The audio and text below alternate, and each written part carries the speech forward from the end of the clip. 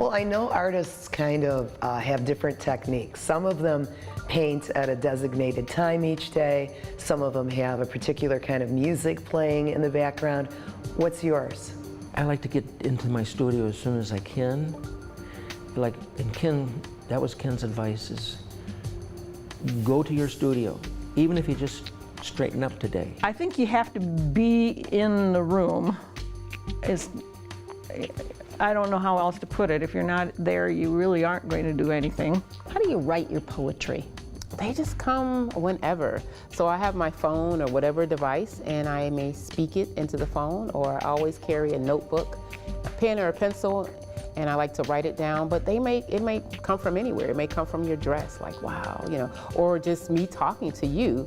I may write a story. I might have this story in my head about, you know, what life is being independent, you know, woman in TV, or, you know, just to say, and it may be the empowered woman. So you might be my muse for a poem about being an empowered woman. Well, send me a copy. Yeah. A lot of the time, the things that inspire me is watching other art, like going to a play, going to certain films, or watching clips. There's a certain level of pride in this particular project where I was not willing to walk away and say that time of my life is over and it's done and I don't care. This project was self-funded by me, so I had to have a certain degree of passion or commitment to want to put my own funds toward the restoration. Give me a day in your life. Oh boy, that's probably why I've stayed in show business so long, because they're never the same, everything's different. But our programs tend to be like late morning, early afternoon, so you know, I'll get up and I'll do a little bit if we have a morning program, and then kind of save my energy for that, and then for the afternoon.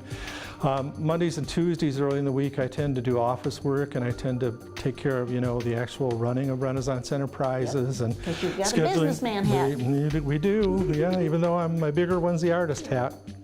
And I spend time calling different facilities, you know, or trying to help schedule the artists, or talking to nice people like yourself. And so Mondays and Tuesdays are kind of my office days, and we're really pretty much out in the field the rest of the week doing programs. Sometimes if you're a writer and you're trying to create something, you have to get into the right emotional mindset. But getting in that right emotional mindset is supposed to be about something that's a really intense thing that you're creating. Isn't the healthiest thing for you as a human being, because you still have to live in the world, and it really causes heightened emotions. I'm a very emotional writer. I sort of feel what I'm writing as I create it. So accessing a lot of those thoughts isn't necessarily the most healthy thing for you emotionally, but yeah, I think it's something that the writer has to do, because you have to challenge yourself when you're trying to write it to make it real.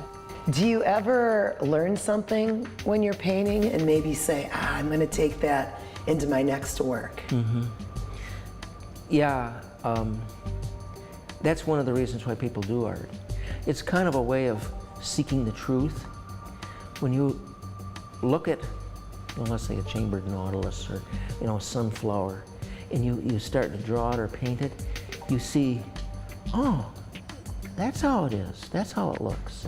And you learn about the world that way, but you also learn about yourself. I mean, I've done a lot of portraits for people, pencil portraits, and by the time I'm done, I feel like this is my family. I know these people. You know, you see a little wrinkle or a blemish, and you're working to get it right and all that. So, to me, it's painting and drawing. It's all a learning experience.